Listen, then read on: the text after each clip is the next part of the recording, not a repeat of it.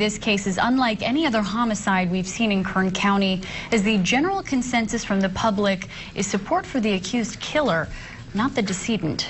The supporters we spoke with today said in this case, 57-year-old Kelly Pitts, the decedent, is not the victim. They say the true victim here is Wendy Howard. Family says when Howard and Pitts were together, Pitts was very abusive towards her. Howard said Pitts had previously been charged with 7 felonies in Ventura County for trying to kill and rape her, and that she's constantly worried about what he could do to her based on what he did in the past. He beat her with a bat when she was pregnant with my sister. And she was protecting herself and protecting her family. And she doesn't deserve to be here. She deserves to be with her kids. Howard's breaking point came when her older daughter, Miranda, then 14, told her Pitts was molesting her. That was 2006. Miranda tells us the sheriff's department investigated, but the DA's office didn't file charges. Howard got a restraining order against Pitts, and the two were finished for good. But when her younger daughter, Bailey, of whom Pitts is the biological father, was about 11 or 12, Howard decided to give Pitts a second chance.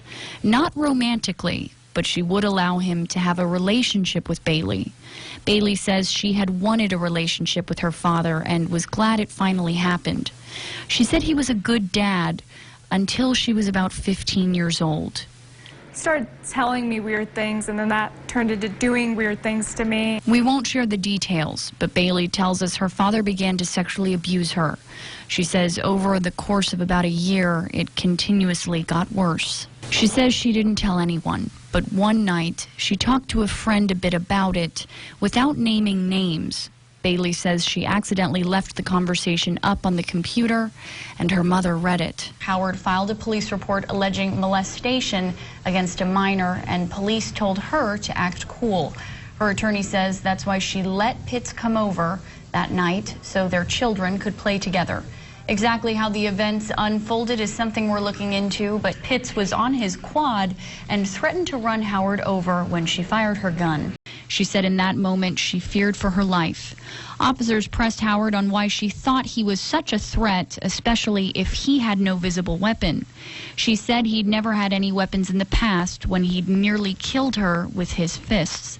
You know, she's in jail now, and that's the last thing I wanted to happen. Kern County standing for child molestation.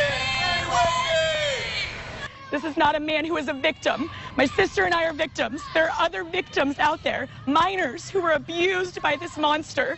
So for anyone to sit here, the district attorney to sit here and make him out to be anything but that is wrong and disappointing. We feel so failed by the system, by the Kern County Sheriff's Office who we reported this to, by the Tehachapi Police Department that we reported this to.